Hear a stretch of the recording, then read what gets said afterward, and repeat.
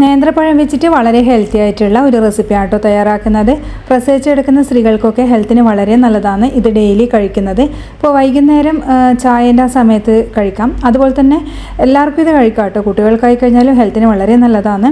അപ്പോൾ ഇതെങ്ങനെ തയ്യാറാക്കിയെടുക്കാൻ നോക്കാം. അപ്പോൾ നമുക്കിതിന് ആവശ്യമായിട്ടുള്ളത് നേന്ത്രപ്പഴം തന്നെയാണ്. അതുപോലെ കുറച്ച് തേങ്ങാപ്പാലും വേണം.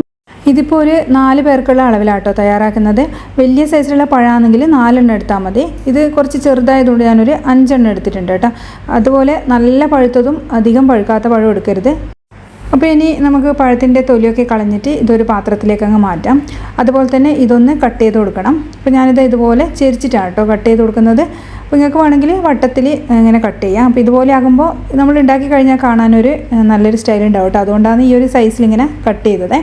അതുപോലെ തന്നെ കുറച്ച് അണ്ടിപ്പരിപ്പും മുന്തിരിയും വേണം. ഇതൊക്കെ ഹെൽത്തിന് വളരെ നല്ലതാണ്, അതുകൊണ്ടാണ് എടുത്തത്. പിന്നെ തേങ്ങേൻ്റെ 1-ാം പാലും 2-ാം പാലും എടുത്തിട്ടുണ്ട്.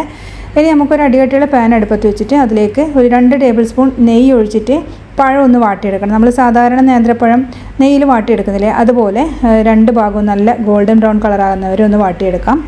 അപ്പോൾ ഇത് കുറച്ചധികം പഴം ഉള്ളതുകൊണ്ട് തന്നെ ഞാൻ 2 ബാച്ചായിട്ടാണ് കേട്ടോ ഇത് തയ്യാറാക്കിയെടുക്കുന്നത്. അപ്പോൾ ഇതുപോലെ വേണം കേട്ടോ ഇതിൻ്റെ കളറ് നല്ലൊരു ഗോൾഡൻ ബ്രൗൺ കളറാകുന്നവരെ നമ്മൾ വാട്ടിയെടുക്കുക.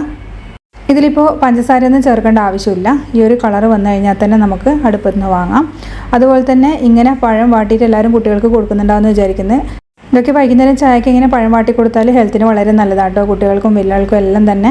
അതുപോലെ ആ നെയ്യിൽ തന്നെ നമ്മൾ നേരത്തെ എടുത്ത് വെച്ച അണ്ടിപ്പരിപ്പ് മുന്തിരി ഒന്ന് വറുത്തെടുക്കുന്നുണ്ട്.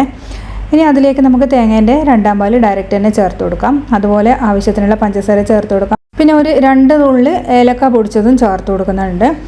അതുപോലെ പഞ്ചസാര ഒരുപാടങ്ങ് ചേർക്കേണ്ട ആവശ്യമില്ല കേട്ടോ. അപ്പോൾ നമ്മൾ ഇതിൽ മധുരം നോക്കിയിട്ടങ്ങ് ചേർത്ത് കൊടുക്കുക. പഴവും മധുരമുള്ളതാണ്, അതുപോലെ തേങ്ങാപ്പാലിന് ഒരു ഇത്തിരി മധുരം ഉണ്ടാവുമല്ലോ. അതുകൊണ്ട് ഒരുപാട് മധുരമായി കഴിഞ്ഞാൽ കുടിക്കാൻ കഴിയില്ല കേട്ടോ ഇത് ഉണ്ടാക്കി കഴിഞ്ഞാൽ. പിന്നെ നമ്മൾ ഇതിലേക്ക് ചേർത്ത് കൊടുക്കുന്നത് നേരത്തെ വാട്ടി വെച്ച നേന്ത്രപ്പഴമാണ്. അതും കൂടി ചേർത്തിട്ട് ഒന്ന് തിളപ്പിച്ചെടുക്കണം. ഒരുപാടങ്ങ് വെന്ത് ഉടഞ്ഞു പോകരുത്.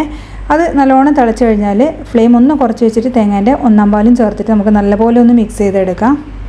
1-ാം പാൽ ചേർത്തിട്ട് ഇത് തിളച്ചാലും കുഴപ്പമൊന്നുമില്ല കേട്ടോ, അങ്ങനെ പിരിഞ്ഞു പോകുന്നില്ല. അപ്പോൾ ഉണ്ടാക്കി നോക്കുക കേട്ടോ നിങ്ങളെന്തായാലും. അപ്പോൾ നല്ല അടിപൊളി റെസിപ്പിയാണ്.